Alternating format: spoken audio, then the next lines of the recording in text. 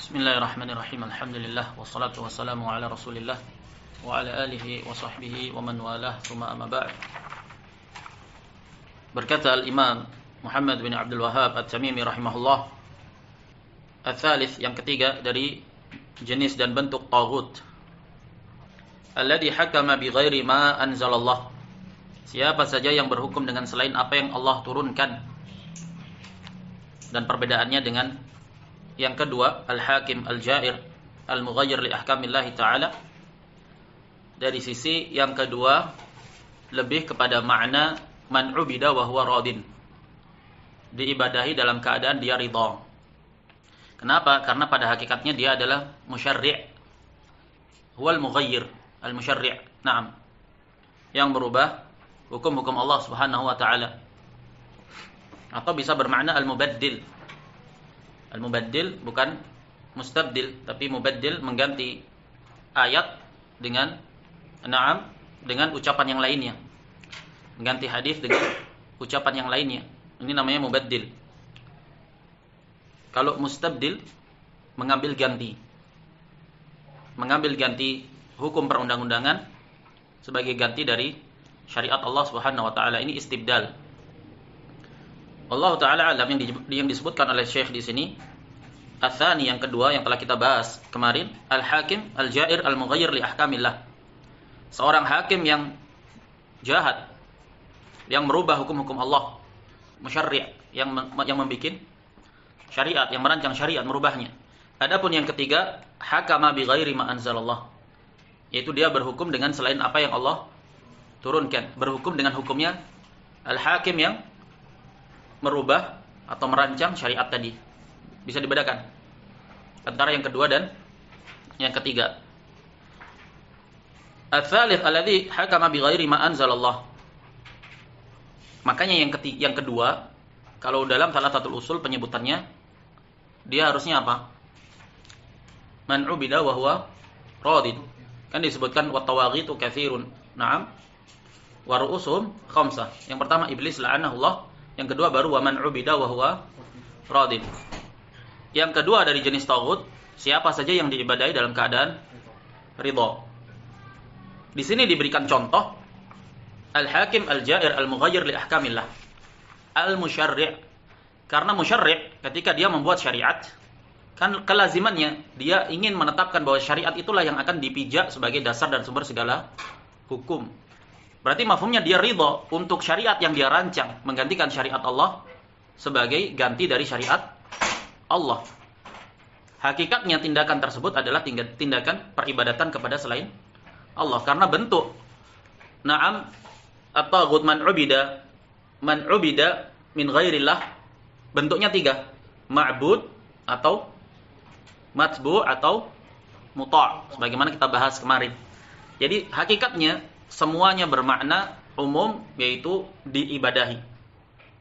Naam, seseorang yang diikuti dengan pengikutan yang mutlak mengalahkan syariat, naam, hakikatnya dia sedang diibadahi. Jelas. Begitu pula hukum yang ditaati menggantikan semua syariat, hakikatnya hukum tersebut ditaati dengan ketaatan yang mutlak, berarti dia sedang diibadahi. Jelas. Alladzi hakama bi ghairi ma anzalallah. Ini konsep yang lain lagi, yaitu berhukum dengan selain apa yang Allah turunkan, berhukum dengan selain hukum syariat. Dan bentuknya telah kita jelaskan kemarin, memiliki bentuk yang bermacam-macam. Termasuk kekeliruan yang besar ketika menggeneralisir bahwa saya hukumnya itu selalu kufrun akbar mutlaqan. Dan ini hulunya khawarij, memutlakkan setiap hukum atau setiap yang berhukum kepada selain syariat Allah mutlak kufrun akbar tanpa ada rincian. Begitu pula kekeliruannya murji'ah al-mu'asirah terkhusus yang menggaung-gaungkan propaganda ini, na'am, mengardilkan permasalahan hukum selain syariat Allah. Mereka menggeneralisir, memutlakan permasalahan berhukum dengan selain hukum Allah hanya pada batasan kufrun duna kufrin. Ini kekeliruan yang besar juga. Ahlus sunnah pertengahan di atas itu, pertengahan di antara itu.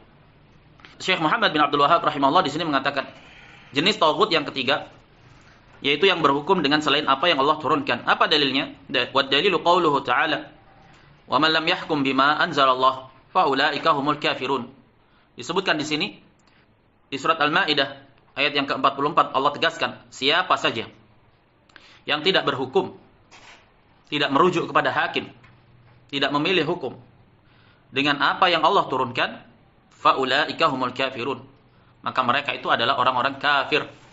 Dan kekufuran di sini masing-masing sesuai dengan fakta yang ada, sesuai dengan perbuatan yang terjadi. Bisa kufrun akbar, bisa kufrun duna kufrin. Begitu pula di ayat yang selanjutnya, faulaika humul zalimun. Bisa zulmun akbar, mengeluarkan dari Islam, bisa zulmun asghar. Begitu pula kefasikan, faulaika humul fasiqun.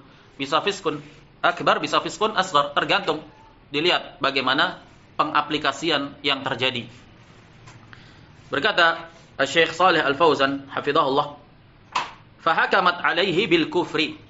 Maka ayat ini di Al-Maidah 44 menetapkan hukum, menghukumi atas siapa? Orang yang berhukum dengan selain syariat Allah Subhanahu wa taala, dihukumi dengan kekufuran. Wa hadza idza ta'ammada al-hukma bighairi ma anzalallah. Kapan itu? Idza ta'ammada ay taqassada al-fi'l. Yaqsidul fi'l. Dia memang memaksudkan untuk itu. Dia memang menghendaki untuk itu, sebagaimana dalam surat An-Nisa 60 iradah.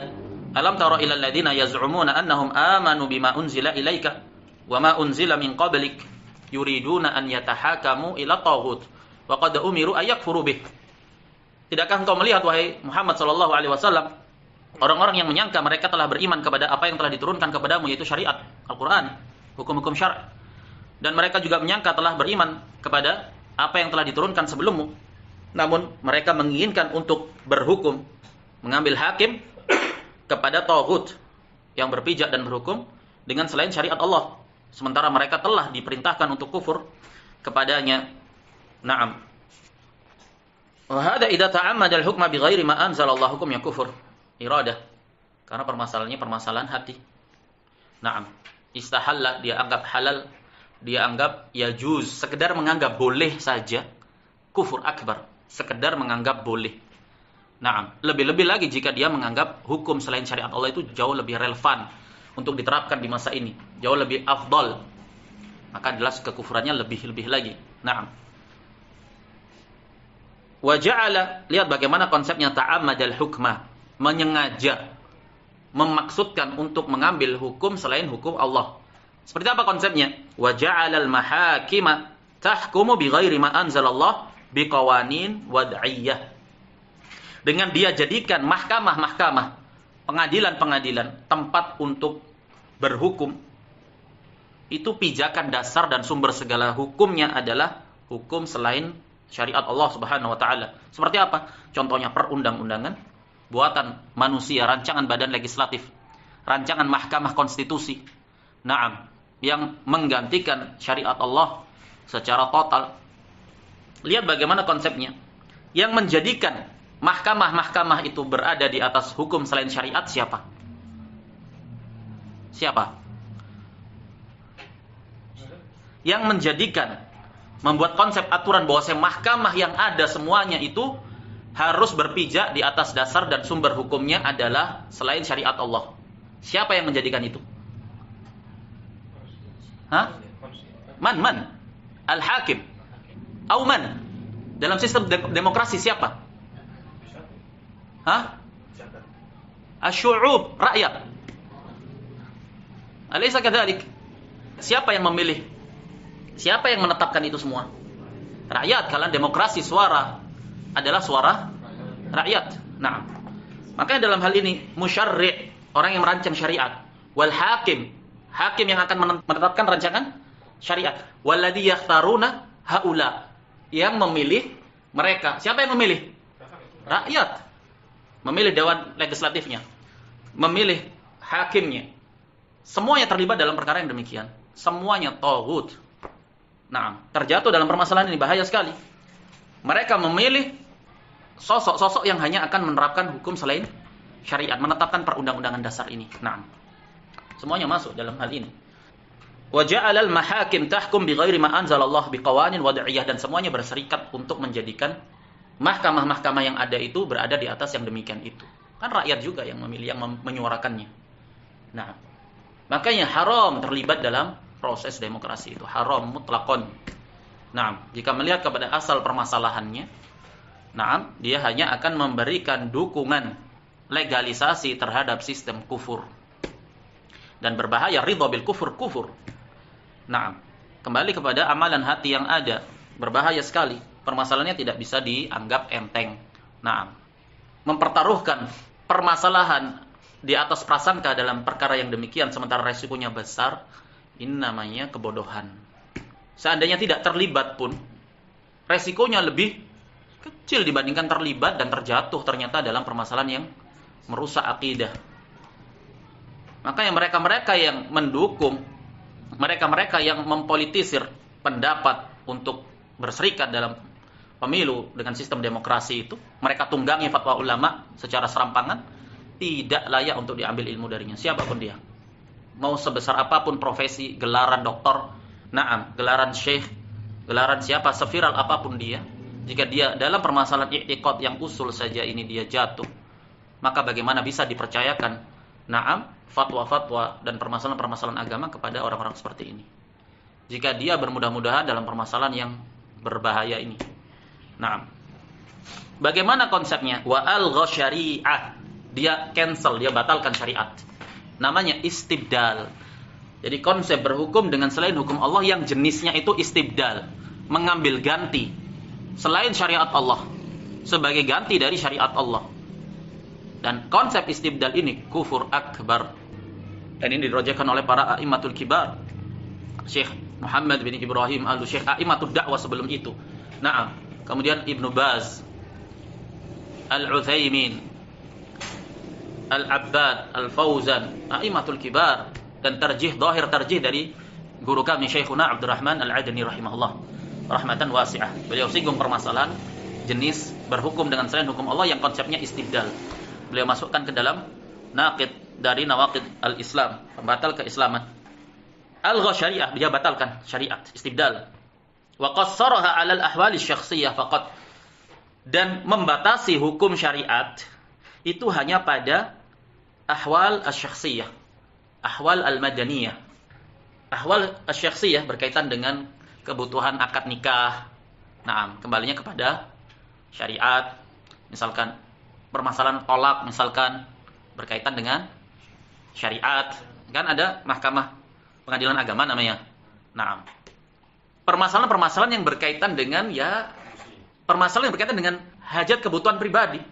Nah, yang namanya orang beragama kan pasti punya aturan, punya hukum kan. Lah berkaitan dengan ranah-ranah pribadi agama kan ada ketetapannya. Nah dalam hal ini misalkan menikah, maka difasilitasi sesuai dengan syariat masing-masing. Dibatasi dengan permasalahan ahwal syakhsiyah saja. Yang seperti ini teranggap istibdal, kufur akbar. Lebih-lebih lagi yang benar-benar meniadakan sama sekali. Hukum waris mewarisi tidak bisa. Tidak merujuk kepada syariat. Dibagi secara rata misalkan. Ada kufur, menyelisihi syariat Allah Subhanahu wa taala. Wa ammal munaza'at bainan nas wal khusumat fayahkum fiha al-qanun. Adapun permasalahan-permasalahan persengketaan di antara manusia, perselisihan-perselisihan di antara manusia yang ada, maka yang dijadikan dasar sumber hukum landasannya adalah qanun, undang-undang. Apa katanya Syekh? Hadza kafir. Yang demikian dia kafir. Nah, resikonya besar. Permasalahannya, tidak bisa dianggap remeh. Syekh Al-Utsaimin rahimahullah menjelaskan masalah ini di syarah Riyadhus Shalihin dengan mendetail. Nah, bagaimana beliau mengatakan ini adalah dan ini peringatan yang besar bagi para hukam di zaman ini. Nah, karena permasalahan resikonya besar sekali. Di syarah Riyadhus Shalihin, ketika beliau menjelaskan ayat ini, fala wa rabbika la yu'minuna hatta yuhaqqimuka fi ma syajara bainahum, beliau jelaskan ini bahasanya di sana. Naam. Lihat bagaimana konsepnya istibdal, mengganti syariat Allah dengan sistem rancangan buatan manusia yang bernama undang-undang itu tadi. Ada kafir. Jelas? Kemudian Syekh mengatakan, wa yustathna min dzalika. Dikecualikan dalam yang demikian itu. Seperti apa bentuknya? Ini yang harus dianalisa betul. Nah, karena salah dalam mengambil sikap pada yang demikian, ketergelincirannya jauh. Nah, mengira sesuatu yang hukumnya kufur akbar sebagai kufrun duna kufrin, fatal. Nah, begitu pula mengira sesuatu yang hukumnya kufrun duna kufrin dinilai sebagai kufrun akbar juga fatal. Nah, maka harus teliti melihat tasawur kepada bentuk dan konsepnya seperti apa. Syekh mengatakan, sebelumnya yang telah dijelaskan Syekh apa? Istibdal. Hukumnya apa? Kufrun akbar. Nah, wa yustasna min dalik, dikecualikan pada yang demikian itu, hukumnya tidak kufur akbar, beberapa bentuk. Awalan, yang pertama, man hakama bi ghairi ma anzalallah. Siapa saja yang berhukum dengan selain apa yang Allah turunkan. Qaidnya bisa babi ijtihadin, atas dasar ijtihad. Naam. Wal ijtihad la budda an yastanid ila ish? Ila dalil. Antum ijtihad di atas apa? Antum berpijak untuk beristihad kalau tidak punya pijakan, manciknya di apa? Berpijaknya di atas apa? Dan ijtihad tidak bisa kecuali berpijak di atas hukum syariat. Asalnya dulu harus benar, yaitu pijakan yang dijadikan pijakan utama adalah hukum syara'. Kemudian dia beristihad di situ. Pijakannya adalah hukum syariat. Wa akhta'a fi ijtihadih. Hanya saja dia salah dalam istihadnya, itu salah dalam menyimpulkan sebuah hukum. Tapi pijakannya apa? Hukum syariat. Ternyata sisi pendalilannya tidak seperti itu. Dia pahami dengan pemahaman yang keliru. Setelah dia berupaya di atas ijtihad dan wa huwa ahlun lijtihadih. Dan syaratnya dia adalah orang yang ahli untuk berijtihad, layak, pantas untuk berijtihad. Kenapa? Karena punya alat. Tidak ngawur, tidak sembarang orang. Yang namanya ijtihad, dia butuh pijakan, butuh sandaran dasar untuk dia berijtihad itu. Nah, di atas apa? Jika dia tidak memiliki alat untuk ijtihad, tidak punya pijakan, yakni dia tidak akan mampu mengeluarkan hukum. Tapi karena bahasannya di sini adalah hakim, seseorang yang menetapkan hukum, berarti dia harus tahu bagaimana cara mengeluarkan hukum. Nah, ibaratnya dokter, dia harus tahu bagaimana cara mengeluarkan resep setelah dia menganalisa. Lah, untuk menganalisa sesuatu dia harus punya standar pijakan. Mau menganalisa pakai apa? Nerawang. Nggak bisa. Ada standar operasional di situ yang harus dia tetapkan. Begitu pula ijtihad. Ada standarnya syariat, dia pijak di situ. Salah dan dia layak untuk berijtihad. Naam, fahuwa ma'jur, fahada ma'jur. Yang demikian dia mendapat ajr. Karena pijakannya apa? Syariat. Wa maghfurun lahu khata'uhu. Dan kesalahannya terampuni. Apakah konsep yang seperti ini dapat dikiaskan dengan orang yang dasarnya adalah berpijak di atas selain hukum Allah?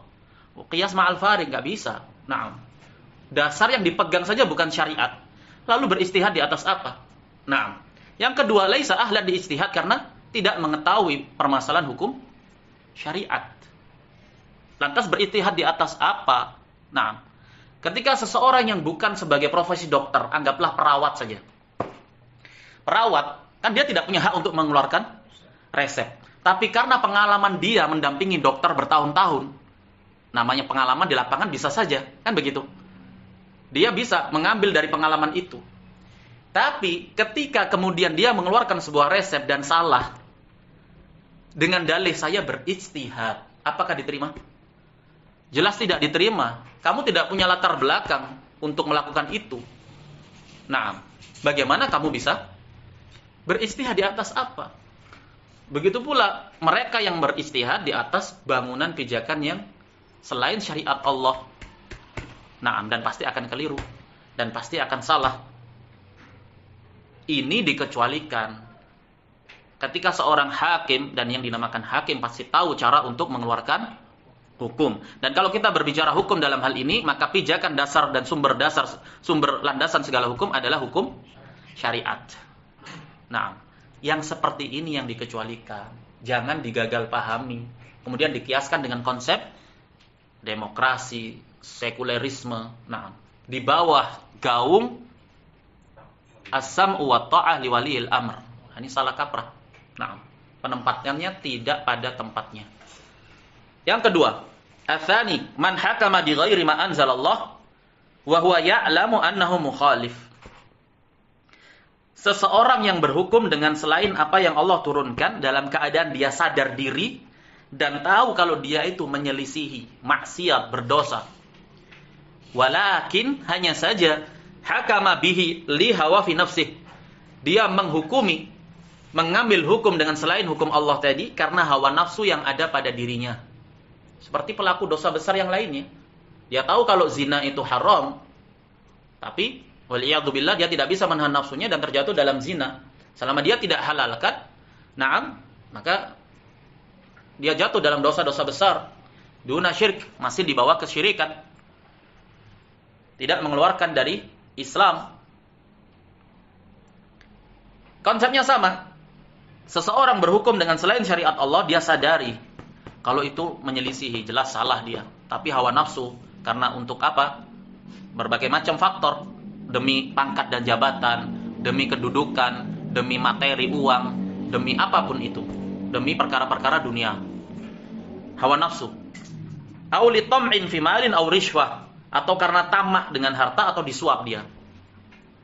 Sehingga dia mengambil hukum selain hukum Allah Subhanahu wa taala. Sudah selesai sampai di situ? Tidak. Dijelaskan oleh Syekh, wa huwa ya'taqidu, dan dia meyakini, dan i'tiqad, aqidah, keyakinan yang sifatnya jazim, pasti. Dia yakini sepenuh hati sebagai sebuah akidah, annahu yajibul hukmu bima anzalallah, bahwasanya yang wajib bagi dia itu adalah berhukum dengan apa yang Allah turunkan, dengan syariat Allah. Ya'taqidu hadza, dia harus meyakini itu dulu dengan keyakinan yang pasti, dia jadikan sebagai sebuah ideologi, i'tiqad, akidah. Wa ya'taqidu annahu mukhalifun, dan dia juga harus yakini sebagai sebuah akidah bahwa dia berdosa. Tidak dihalalkan yang demikian. Fahuwa mudnibun wa 'asin, maka keadaan yang seperti ini dia berdosa dan terhitung sebagai pelaku maksiat. Sahibu kabirah, pelaku dosa besar, duna syirk wal kufur, masih di bawah kekufuran dan kesyirikan. Seperti apa konsepnya? Siapa yang mengatakan ini? Syekh Saleh Al-Fauzan. Nah, beliau memiliki penjabaran yang lebih detail lagi tentang konsep al-istibdal. Dalam fatwanya terdengar suara beliau menjelaskan konsep yang berbeda dengan konsep yang ada di kitab ini, yaitu al-istibdal. Beliau hukumi sebagai kufrun akbar. Al-istibdal beliau hukumi sebagai kufrun akbar. Konsep ini bagaimana? Konsep ini adalah seseorang yang membangun dasar dan sumber hukumnya syariat secara garis besar. Secara mayoritas dia pijak syariat sebagai landasan utama. Hanya saja dalam 1, 2 kasus, 3 kasus juz'iyat, naam sebagian kecil, terkadang dia mengambil hukum selain hukum Allah. Praktek kenyataan amalannya dia masih menunjukkan kalau dia itu beriman. Dari sisi apa? Landasan dasar hukum dia adalah syariat. Hanya saja namanya manusia hawa nafsu. Naam, 1, 2 kasus dia ternyata memilih berhukum dengan selain hukum Allah. Dalam keadaan dia yakini itu batil. Yang seperti inilah yang dikecualikan. Hukumnya maksiyah minal ma'asi, dosa besar. Bahkan kufrun duna kufrin, karena bisa menghantarkan kepada istibdal atau istihlal. Naam. Sekarang kalau kita mau insaf, kalau kita melihat kepada kenyataan yang ada, dari ideologi yang ada, dari konsep pemahaman, paradigma, dan pemikiran yang ada, jauhnya dari nilai-nilai syariat, jauhnya dari pengagungan terhadap nilai-nilai syariat, dan lebih dekatnya kepada pemikiran sekuler, lebih dekatnya kepada pemikiran liberal, lebih dekatnya kepada pemikiran demokrasi. Bahkan statement pernyataan-pernyataannya itu mengagungkan dan menggaungkan nilai-nilai demokrasi. Mualahnya juga kepada ahlul kufur minal yahudi wan nasara. Apakah dengan yang semisal ini kemudian kita bisa berhusnudzon untuk memasukkan konsep hukum yang ada sebagai konsep atau sesuai dengan konsep yang kedua ini, yaitu berhukum dengan hukum Allah, berhukum dengan selain hukum Allah, dalam keadaan meyakini wajibnya berhukum dengan hukum Allah. Hanya saja hawa nafsunya menyeret dia untuk mengambil selain hukum Allah dalam sebagian kecil permasalahan. Siapa yang insaf, jujur melihat bagaimana pengagungan manusia-manusia yang ada itu terhadap sistem kufur demokrasi, maka betapa jauhnya untuk menaruh husnudzon untuk memasukkan dalam konsep yang seperti ini. Lebih lagi ditambah bahwa konsep yang ada istibdal. Konsepnya adalah mengambil ganti secara total. Ini dibahas oleh para ulama. Kalau mau merujuk kepada ayat-ayat yang ada, dijamak semua dalil-dalil yang ada, ini mau dikemanakan yang muhkam. Wa man lam yahkum bima anzalallah fa ulaika humul kafirun, fa ulaika humul zalimun, fa ulaika humul fasiqun. Afa hukmul jahiliyati yabghun, wa man ahsanu minallahi hukman liqaumin yuqinun. Fala wa rabbika la yu'minuna hatta yuhaqqimuka fima shajara bainahum, thumma la yajidu fi anfusihim harajan mimma qadaita wa yusallimu taslima. Wa ma kana lil mu'minin wala mu'minatin idza qadallahu wa rasuluhu amran an yakuna lahumul khiyaratu min amrihim wa may ya'sillaha wa rasulahu faqad dhalla dhalalan mubina. Ayat banyak sekali. Yuriduna an yatahakamu ila taghuti wa qad umiru ay yakfuru bih. Sekian ayat. Wala yusyriku fi hukmihi ahada. Inil hukmi illa lillah. Amara alla ta'budu illa iyyah. An ya'budullaha wajtanibut taghut. Lah dalil-dalil yang muhkam ini mau dibawa kemana? Kemudian berpijak dengan dalil yang sifatnya mutasyabih dengan bentuk surah permasalahan yang disamarkan, dikaburkan. Ini resikonya besar karena al-kufur bitaghut itu sebagaimana nanti dijelaskan di akhir risalah, tidaklah seorang menjadi mukmin kecuali kufur bitaghut. Lah resikonya kan besar. Lantas bagaimana konsep kufur bitaghut? Taghut itu apa aja? Bagaimana konsepnya? Bagaimana bentuknya? Kan harus dipelajari dengan benar agar kita tidak tergelincir padanya, karena ketergelinciran padanya ini jannah wan nar urusannya. Bukan sekedar sunnah wal bid'ah, tapi iman dan kufur. Ini yang tidak teredukasikan dengan baik di kalangan orang-orang yang menisbatkan ke dalam dakwah salafiyah. Dan memang salah satu propaganda murji'ah mu'asirah, murji'ah kontemporer, salah satunya ya ini, hasrul kufur fil i'tiqad. Kemudian propaganda menggaungkan, memblow up permasalahan udzur bil jahl. Kemudian apa? Mengerdilkan urusan berhukum dengan selain syariat Allah dalam payung as-sam' wa ta'ah yang salah kaprah penerapannya. Kemudian mereka batasi bahwasanya amal hanya sekedar syartul kamal. Banyak sekali permasalahan. Maka yang dalam risalah yang telah kita pelajari, Bayanu Bid'ah al-Mu'azzirah fil Iman, kan dalam salah satu bahasan terakhir kan dibahas tentang masalah ini. Kenapa? Karena ada salah seorang tokoh irja di sana, Khalid Al-Ambari, yang berusaha untuk melakukan talbis permasalahan hukum dengan selain hukum Allah Subhanahu wa taala.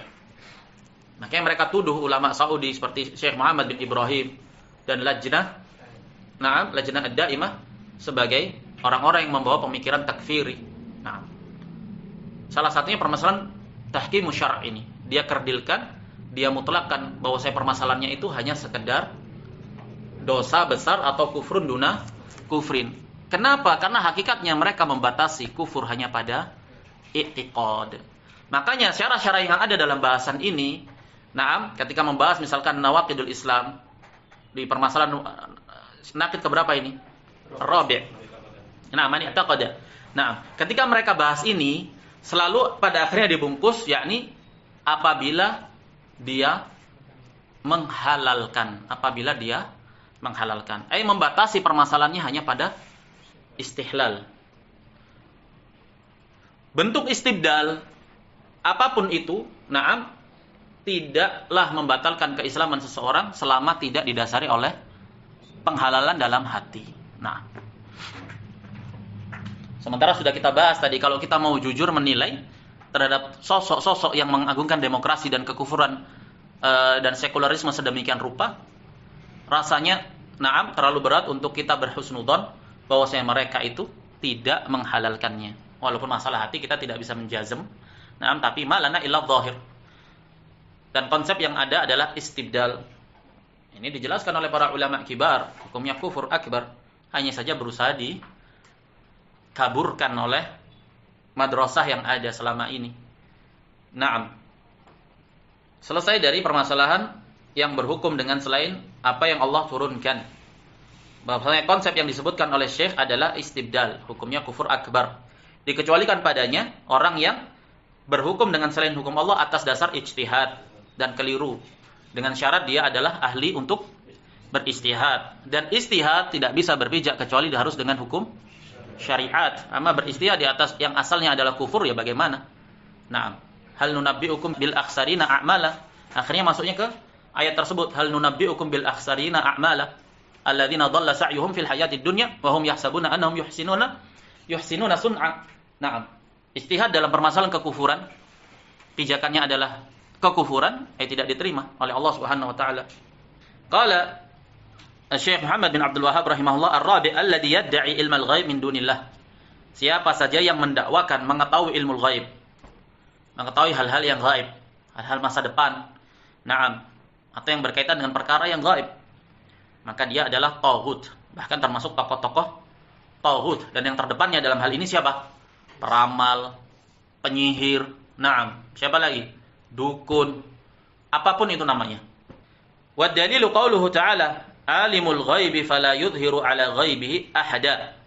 Allah tegaskan di surat Al-Jin, Allah yang maha mengetahui perkara yang gaib, dan Allah tidak menampakkan perkara yang gaib kepada siapapun itu. Ahada nakira fi siyaq nafi, tufidul umum. Kemudian datang istisna di sana, di ayat setelahnya.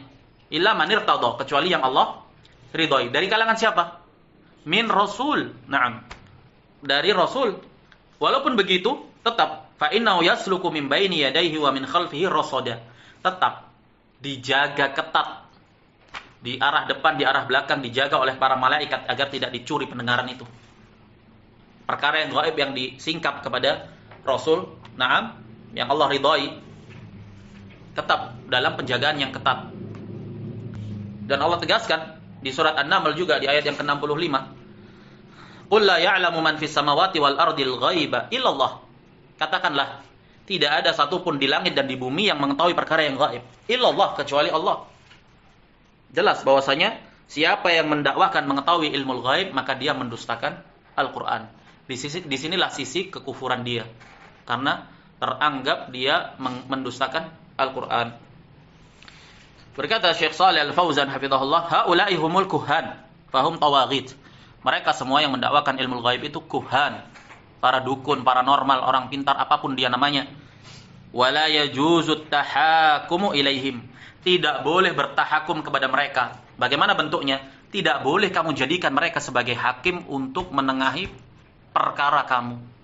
Kamu jadikan dia sebagai penengah, hakimnya. Berarti kamu bertahakum kepada dia. La yajuz, haram. Wala yajuzu adh-dhihabu ilaihim wa su'aluhum. Tidak boleh pula kamu sekedar kepo pergi ke mereka. Coba-cobalah pengen tahu, saya nggak percaya. Tapi apa salahnya coba-coba? Naam, sekedar pergi dan bertanya saja tanpa membenarkan. Tidak dibenarkan. Li'anna ba'dhan nasi yadhhabu ilaihim idza dha'a lahu syai'. Karena sebagian manusia pergi ke mereka kalau kehilangan sesuatu, pergi ke dukun. Bah, motor saya hilang. Kira-kira di mana? Naam. Sallallahu alaihi wasallam. Wa yas'aluhum 'anil ladzi dha'alah. Bertanya kepada para dukun tentang barang yang dia kehilangan. Wa yas'aluhum 'manil ladzi saharah. Atau bertanya, sepertinya saya disihir, kira-kira siapa yang menyihir saya? Yang mana tahu dia? Aw yas'aluhum an ahlihi idza kanu ghaibin, atau bertanya tentang tentang keluarganya. Suami saya ini kira-kira sudah nikah lagi atau belum nih? Panik dia, tanya kepada dukun. Begitu pula sebaliknya. Orang-orang awam itu bermain dengan hal-hal yang demikian. Waliyadzubillah. Tentang keluarganya, tentang istri, suami, anaknya. Mahalatuhum, bagaimana keadaan mereka? Anaknya kabur dari rumah, pergi ke orang pintar. Di mana anak saya? Bagaimana keadaan dia? Tolonglah dibuat bagaimana dia bisa cepat kembali. Ini fakta yang terjadi. Au an amwalihi dha'i'ah, atau dari hartanya yang hilang. Uangnya hilang, dia pergi ke dukun tanya di mana uang saya. Kalau dukunnya tahu ya sudah ditemukan dia dulu. Nah, diambil sama dia. Kalau dukun itu tahu semua barang hilang, dia kaya, dia jadi dukun yang paling kaya sudah. Oh, barang fulan hilang. Nah, sudah. Ini kan pembodohan publik namanya. Fahada yakfuru idza saddaqahum. Perhatikan. Maka yang demikian ini hukumnya kafir apabila orang tersebut datang kepada dukun tadi bertanya dan membenarkannya. Apa dalilnya yang dipakai oleh Syekh Shalih Al-Fauzan? Hadis Abu Hurairah. Liqaulihi sallallahu alaihi wasallam, "Man atakahinan fasaddaqahu bima yaqulu faqad kafar bima unzila ala Muhammad." Siapa saja yang datang kepada dukun paranormal, orang pintar peramal, na'am, dan dia benarkan apa yang dikatakan oleh dukun tadi, maka sungguh qad masuk ke fi'il madhi litahqiq, maka sungguh dia telah kafir dengan apa yang diturunkan kepada Muhammad. Kufur terhadap apa yang diturunkan kepada Muhammad, kufrun akbar. Dalam bahasan ini ulama memiliki 2 pendapat atau 3 pendapat. Tahu permasalahannya? Apa permasalahan mendatangi dukun paranormal, peramal, orang pintar? Naam. Bagaimana hukumnya? Yang pertama keadaannya, dia sekedar datang. Tapi untuk tujuan apa? Tujuan siasat. Misalkan intel. Naam. Pihak aparat keamanan. Dia sedang memburu dukun perdukunan ini, ingin memberantas perdukunan. Naam, untuk membuktikan itu dia harus menyamar sebagai pasiennya. Dia datang, dia memiliki daftar pencarian orang DPO. Naam, dia tahu oh fulan-fulan tertuduh ini. Didatangilah, di TO dia. Naam, jadi target operasi, menyamarlah seseorang ini yang dari bagian aparat mendatangi dukun. Tujuannya apa? Untuk menyingkap perdukunan tersebut. Yang demikian ya juz, boleh. Karena untuk suatu tujuan menyingkap mereka. Keadaan yang kedua, sekedar datang, kepo saja. Nah, ya mau datang saja, saya nggak benarkan. Iseng-iseng saja. Nah, apa hukumnya? Hukumnya dosa besar. Dia tidak benarkan, dia ingkari. Berdukun itu, perdukunan dia nggak percaya sama sekali. Tapi, ya namanya, coba-coba aja dia datang. Tidak dia benarkan. Apa hukumnya? Dosa besar. Tidak diterima sholatnya selama 40 malam. Berdasarkan hadis Hafsah. Man ata'arrafan lam tuqbal lahu sholatun arba'ina yauman. Siapa yang mendatangi peramal, tidak ada kait di situ dia benarkan atau tidak. Sekedar datang saja, tidak diterima darinya sholat selama 40 malam. Jelas? Ini keadaannya apa? Sekedar datang. Punya berapa bentuk gambarannya? 2. Sekarang keadaan yang kedua. Keadaannya kan 1. Yang pertama sekedar datang tanpa membenarkan. Punya 2 konsep. Sekarang keadaan yang kedua. Dia datang kepada dukun, paranormal, peramal atau apapun itu namanya, dan dia benarkan apa yang diucapkannya oleh simbah dukun tadi. Apa hukumnya? Ulama berbeda pandang menjadi 3 pendapat. Pendapat pertama apa? Kufrun akbar. Apa dalilnya? Ketika mereka mengeluarkan sebuah hukum kufrun akbar kan harus punya pijakan dalil juz'i. Hadis ini Abu Hurairah, man atakahinan fasaddaqahu, dikait dengan tasdik, membenarkan. Fasaddaqahu bima yaqulu faqad kafar bima unzila ala Muhammad sallallahu alaihi wasallam. Kalau begitu, siapa yang datang kepada dukun-dukun tersebut, dia benarkan, maka dia kufur. Kafir, kufrun akbar, murtad. Pendapat yang kedua, kufrun duna kufrin, hanya sekedar kufur asghar. Sekedar kufur asghar, tidak mengeluarkan pelakunya dari Islam. Dia tanya ke paranormal, dia tanya ke dukun, dia benarkan. Konsekuensinya kufrun asghar. Apa dalilnya? Bukankah jelas ini dalilnya? Faqad kafar. Mereka katakan di sana ada sharif yang memalingkan maksud kekufuran di sini, tidak mengeluarkan pelakunya dari Islam. Apa dalilnya? Dalilnya hadis Hafsah. Man ata'arrafan lam tuqbal lahu salatun arba'ina yauman. Siapa yang datang kepada peramal, tidak diterima darinya salat selama 40 malam. Sisi pendalilannya di mana? Indak ya Abu Ahmad? Hadis ini global. Ada 2 hadis di sana. Hadis yang pertama menjelaskan konsekuensi kufur ketika membenarkan. Ada di dalam kitab. Hadis yang kedua tidak ada kalimat membenarkan, tapi dijelaskan tidak diterima sholat darinya 40 malam. Nah, pendapat kedua tadi mengatakan hadis ini yang ada keterangan kufur, maksudnya kufur duna kufrin. Berdasarkan apa? Berdasarkan hadis yang satunya yang menjelaskan tidak diterima sholatnya selama 40 malam. Kok bisa? Sisi pendalilannya dari mana? Sisi pendalilannya Allah kait tidak diterimanya sholat itu hanya selama 40 malam. Kalau dia kufrun akbar, berarti tidak diterima sholat selama-lamanya sampai dia taubat masuk kepada Islam. Pendalilannya kuat juga. Nah, kenapa kok dibatasi hanya 40 malam? Berarti malam yang ke-41 sholatnya diterima. Tidak harus dia masuk kepada Islam lagi. Sisi pendalilan yang kuat. Nah, pendapat yang ketiga tawakuf. Bagaimana tawakuf? Ya sudah, kita katakan kufur. Tapi nggak usah dikatakan kufrun akbar, tidak pula dikatakan kufrun asghar. Sudah, kufur sajalah. Nggak tahu konsekuensinya apa, serahkan kepada Allah. Yang penting yang jelas dia kafir. Kafir asghar, kufrun asghar atau kufrun akbar. Kenapa katanya mereka? Karena Rasul sallallahu alaihi wasallam memutlakkan faqad kafar, kufur. Nggak tahu kufrun asghar atau kufrun akbar. Jelas. Kita lihat sekarang redaksinya Syekh Shalih Al-Fauzan. Fahadha yakfuru idza saddaqahum. Maka yang demikian orangnya, maka yang demikian keadaannya kalau dia benarkan maka dia kafir. Jelas. Kira-kira apa zahir kalamnya Syekh? Kemana? Hah? Wallahu taala alam. Zahir dari kalam Syekh kufrun akbar. Kita katakan zahir karena kita tidak bisa menjazmnya. Jelas. Ini cara meringkas, mengambil faedah dari kalamnya ulama.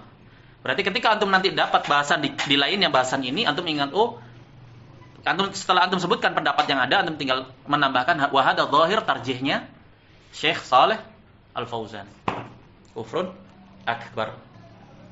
Karena mutlak, dan kekufuran kalau diitlakkan itu dimaukan dengannya kufrun akbar, sama dengan salat. Al-ahdul ladzi bainana wa bainahum as-shalah, faman tarakaha faqad kafar. Kalau ini mau dikatakan ditawakufkan, na'am, bagaimana kemudian untuk hadis yang berkaitan dengan sholat? Akan selalu dikatakan kalau begitu ya mutlak semua kalau gitu. Nggak bisa kita katakan akbar atau asghar. Sementara di sana ada kaidah kalau penyebutan kufur itu dimutlakan, hukum asalnya adalah kekufuran yang akbar. Wallahu taala a'lam. Na'am, zahir tarjihnya Syekh Shalih Al-Fauzan kufrun akbar. Wa in kana lam yaqsidhum fa innahu la tuqbal lahu salatun 40 yauma. Keadaan yang keberapa ini tadi? Yang pertama, ketika hanya sekedar datang, enggak memaksudkan untuk membenarkan atau tidak membenarkan, maka tidak diterima salatnya 40 malam. Ketika salat ini tidak diterima, apakah ya sudah kalau itu tidak usah salat? Tidak. Kalau dia tidak salat kafir malah. Dia tetap harus salat, tapi konsekuensinya tidak mendapatkan pahala sama sekali. Sah, salatnya sah. Nah, tapi qabul la. Nah, tidak diterima. Baik. Fa mujarradu dhihabihim ilaihim ma'siyatun kabirah. Sekedar pergi melangkahkan kaki itu saja. Naam, dikecualikan padanya satu bentuk tadi untuk tujuan menyingkap. Sekedar pergi kepada mereka ini dosa besar. La tuqbal lahu salatun 40 yauman uqubatan lah ala dhihabihi ilaihim. Kenapa tidak diterima salatnya selama 40 malam, selama 40 hari sebagai bentuk hukuman atas perginya dia kepada para dukun tadi? Nah, ya ruginya kan besar sekali dia. 40 hari tidak diterima salat sementara dia harus salat tetap. Harus dengan semua syarat-syaratnya dan rukun-rukunnya harus dia jalankan. Gak bisa mentang-mentang ya sudah nggak diterima, yang penting salat tanpa wudu lah. Asal-asalan kemudian dia salat, nggak bisa. Tetap syarat rukunnya dijalankan. Nah, tapi ya konsekuensinya tidak ada qabul. Baik, kemudian berdalil atas orang yang mendakwakan perkara yang gaib sebagai taghut. Allah Subhanahu wa taala berfirman di surat Al-An'am, "Wa 'indahu mafatihul ghaibi la ya'lamuha illa hu, wa ya'lamu ma fil barri wal bahri wa ma tasqutu min waraqatin illa ya'lamuha wa la habatin fi dhulumatil ard wa la rabbi wa la yabisin illa fi kitabim mubin." Di sisi Allah itu perbendaharaan kunci-kunci perkara yang gaib. Tidak ada yang mengetahuinya kecuali Dia. Allah mengetahui apa yang ada di daratan dan di lautan. Tidak ada satu daun pun yang gugur dari rantingnya kecuali Allah tahu. Tidak ada satu biji pun yang tumbuh di kegelapan malam atau jatuh di kegelapan malam kecuali Allah tahu. Naam. Tidak pula sesuatu yang basah, yang kering, kecuali itu semua telah termaktub, tercatat. Naam fi kitabim mubin. Qala Syekh Shalih Al-Fauzan, illa man irtada min rasul, sawa'un kana rasulan minal malaika aw minal bashar. Sama saja rasul di sini mencakup malaikat ataupun manusia. Naam. Fa inna Allah qad yutli'uhu ala syai'in minal ghaibi limasalihil ibad. Karena terkadang Allah menampakkan sesuatu dari perkara yang gaib untuk kemaslahatan hamba. Waliyakuna mu'jizatan lirrasul, jadi mukjizat bagi rasul. Wa yakunu ma'ar rasuli rasadun minal malaikah. Naam. Dan walaupun begitu tetap dikawal ketat. Rasul sallallahu alaihi wasallam atau rasul utusan tersebut ketika ditampakkan perkara yang gaib tetap dia akan dikawal ketat. Dijaga ketat. Indahu jalla wa ala ilmul ghaibil khas wal 'am. Jadi di sisi Allah Subhanahu wa taala ada perbendaharaan ilmu ghaib secara khusus maupun umum. Seperti apa? Al-khas mafatihul ghaib. Itu kunci-kunci perkara yang gaib.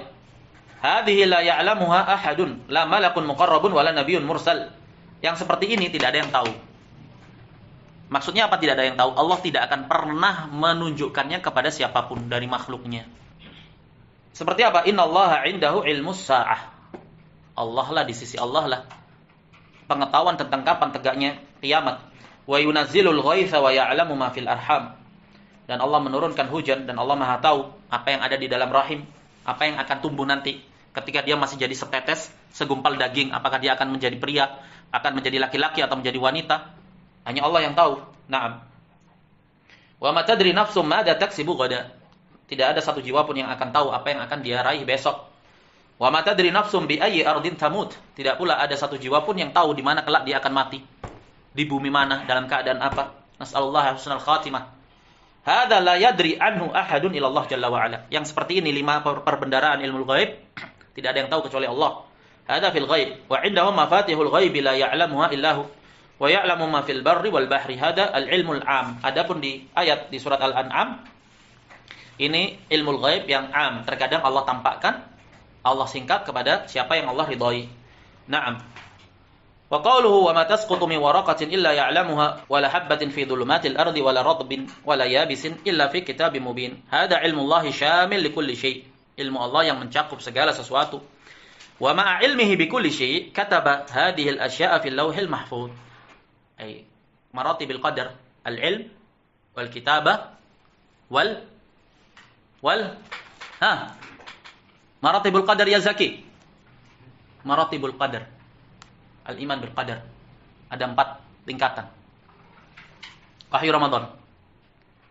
La haula wala quwata illa billah. Al-ilm. Kitabah, iradah. Al-kitabah. Malakum ya ikhwan. Al-masyi'ah. Al-masyi'ah. Al-khalq. Bersama dengan ilmu Allah. Naam.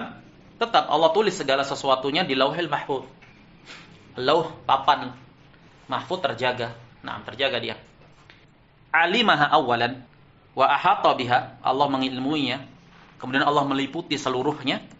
Naam, tsumma katabaha fil Lauhil Mahfuz. Kemudian Allah tuliskan segala sesuatunya itu. Naam, di Lauhil Mahfuz. Baik. Al-khamis yang terakhir. Alladzi yu'badu min dunillahi wa huwa radin bil ibadah. Dia diibadahi, dia ditaati, dia diikuti. Naam, dengan pengikutan yang sifatnya mutlak, ketaatan yang sifatnya mutlak. Min dunillah maknanya dia diikuti, ditaati. Naam, menggantikan syariat Allah. Wa huwa radin bil ibadah, dan dia ridha atas yang demikian, ridha diikuti.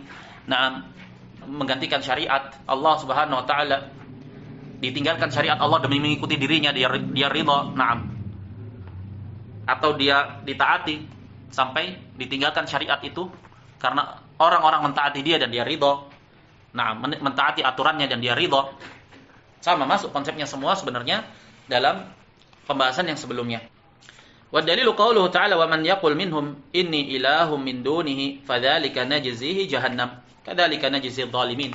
Nah, dan siapa yang berkata di antara mereka aku adalah ilah selain Allah, ibadailah aku, dan ini dilakukan oleh para wali kutub yang katanya wali-wali kutub itu. Padahal mereka dajjal semuanya, pendusta. Nah, para habaib itu yang mengaku habaib keturunan Rasul. Nah, padahal mereka semua pendusta. Mereka mengatakan, bacalah salawat yang aku karang ini. Ini saya akan dibukakan cahaya atau rahasia Rasulullah. Nah, atau ungkapan-ungkapan mereka, siapa yang berdoa kepada aku, siapa yang memanggil namaku, insya Allah akan diberikan kelapangan, ketentraman hati. Ini nyata diucapkan oleh mereka, tokoh-tokoh mereka. Nah, mereka semua itu sejatinya mengatakan saya ilah. Nah, walaupun secara lisanul maqalnya tidak terucap, tapi lisanul halnya yang mereka lakukan mengisyaratkan bahwasanya mereka ibadahilah aku, bertawassullah kepada aku, mintalah syafaat kepada aku. Nah, mereka didik santri-santri mereka dan umat yang mengikuti mereka di atas yang demikian. Maka mereka semua taghut. Qala syarih, bihadzal qaid wa huwa radin bil ibadah, harus dengan qaid ini. Keluar padanya yang tidak ridha, seperti malaikat yang diibadahi selain Allah, para nabi, para orang-orang soleh yang benar-benar soleh, bukan orang-orang soleh yang palsu.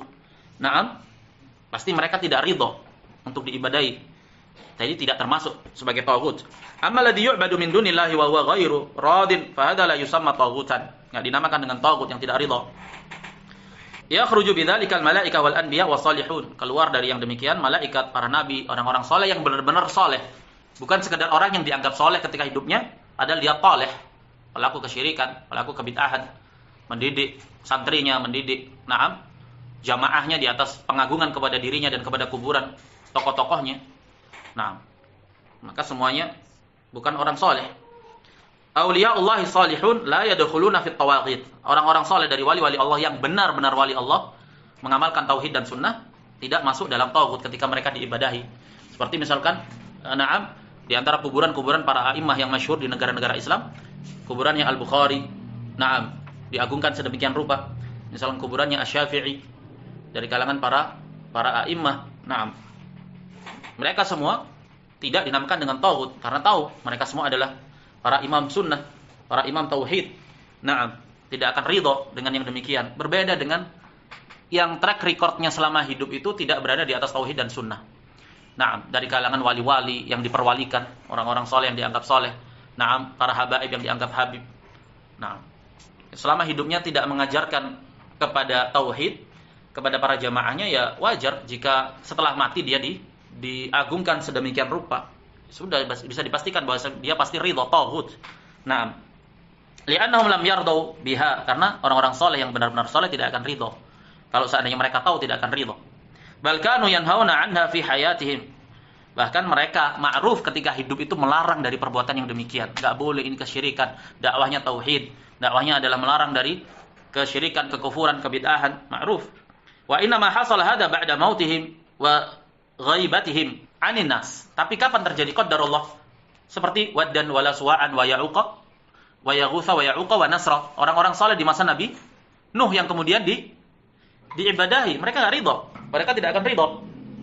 Tapi kapan terjadi itu? Setelah mereka meninggal.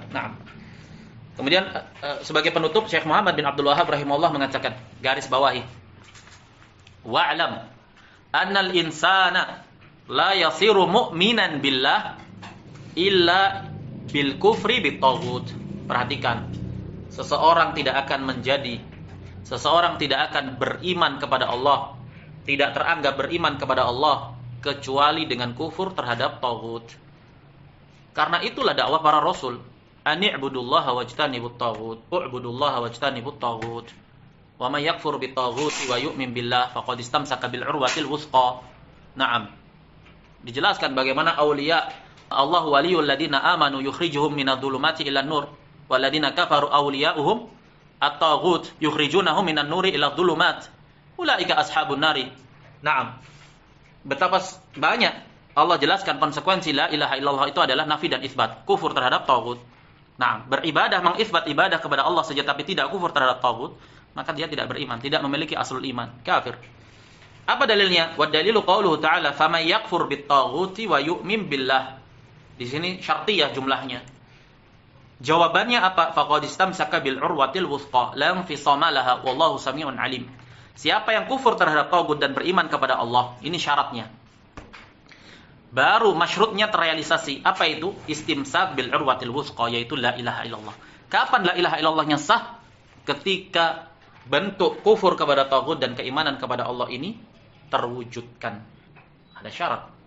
Bahkan rukun dia. Dia rukun. Nafi dan isbat. Qala al-musannif rahimahullah ar-rusydu dinu Muhammadin sallallahu alaihi wasallam. Ar-rusydu kan ayatnya la ikraha fid din. Qad tabayyana ar-rusyd minal ghai. Sudah jelas antara ar-rusyd dan al-ghai. Apa itu rusyd? Ar-rusyd dinu Muhammad sallallahu alaihi wasallam yaitu tauhid. Wal ghai dinu Abi Jahlin. Sementara al-ghai dinu Abi Jahal. Apa agama Abu Jahal? Asyirk. Naam, asyirk. Wal urwatul wuthqa syahadatu an la ilaha illallah. Sementara al-urwatul wuthqa adalah la ilaha illallah. Siapa yang tidak kufur dengan konsep peribadatan agamanya Abu Jahal dan dia hanya beriman menetapkan konsep agamanya Nabi Muhammad sallallahu alaihi wasallam, siapa yang kufur terhadap yang demikian dan beriman terhadap yang demikian, maka dia telah merealisasikan la ilaha illallah. Wa hiya mutadamminatun lin-nafi wal itsbat. Ayat ini terkandung padanya nafi dan itsbat la ilaha illallah.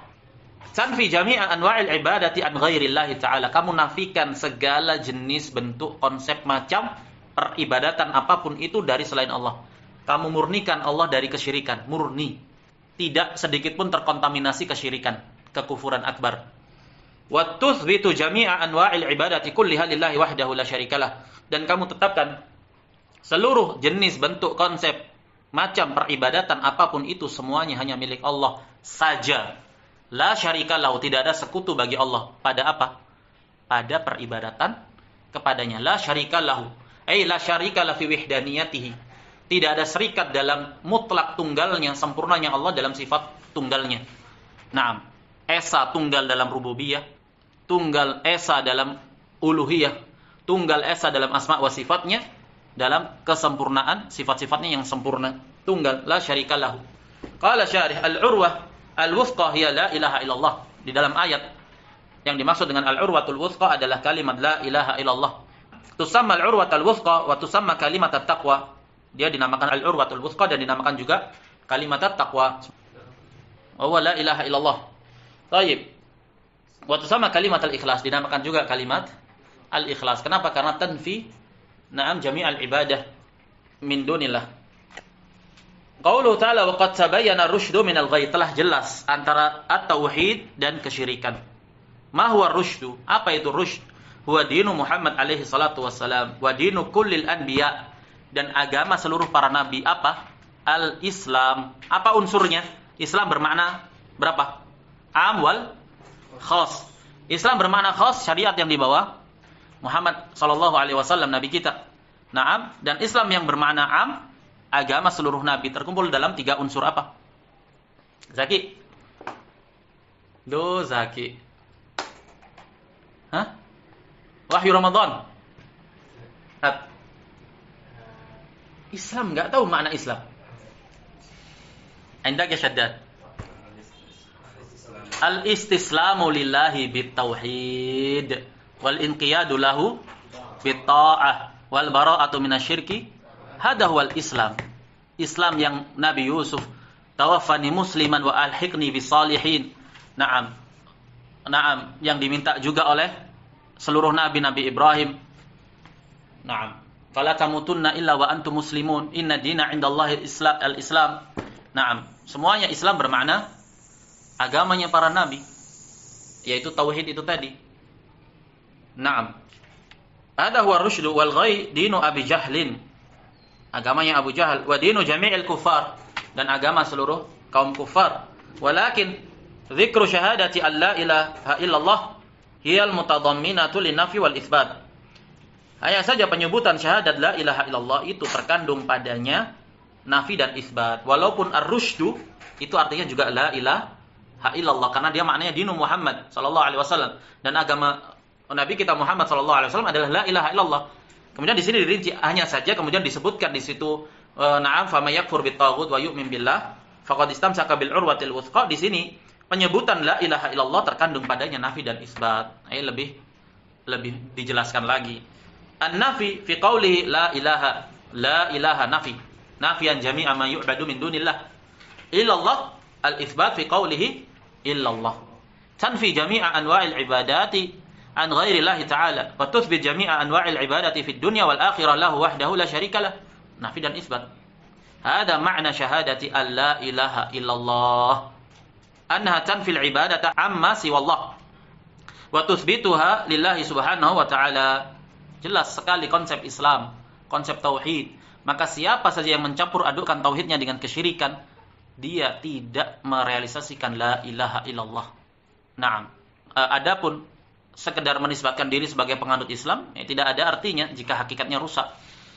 Ucapan yang dia ucapkan la ilaha illallah sebanyak apapun, naam, tidak ada artinya jika dia batalkan itu dengan kesyirikan. Ini konsep Islam, tidak terkumpul antara tauhid dan syirik selama-lamanya. Li'anna haqqun lillah, karena itu haknya Allah.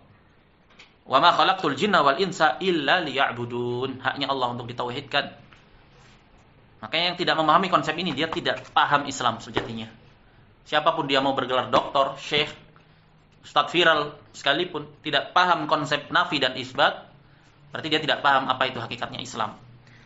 Naam, fal ibadatu haqqun lillah laisa li ahadin fiha istihqaq. Tidak ada satupun yang berhak untuk diibadahi. Sebagaimana katanya Ibnu Katsir rahimahullah, al-khaliq li hadhil asya' wal mustahiqu lil ibadah. Setelah beliau berdalil dengan apa? Beliau menjelaskan itu dalam ayat apa? La, bukan itu. Inna rabbakumullahu alladzi khalaqas samawati wal arda. Ayat sebelumnya ya ayyuhan nasu. Naam. Baik. Laisa min haqqi ahadin an ya'budu ghairallahi jalla wa ala. Tidak ada satupun yang berhak untuk mengibadahi selain Allah jalla wa ala. Wa sallallahu ala nabiyyina Muhammadin wa ala alihi wa sahbihi wa sallam. Alhamdulillah. Naam. Kita telah selesaikan kajian ini dalam 6 pertemuan 21 Sya'ban 1445 Hijriyah. Wa sallallahu wasallam ala nabiyyina Muhammad wa ala alihi wa sahbihi wa sallam. Na'am wa akhiru da'wana anil hamdulillahi rabbil alamin.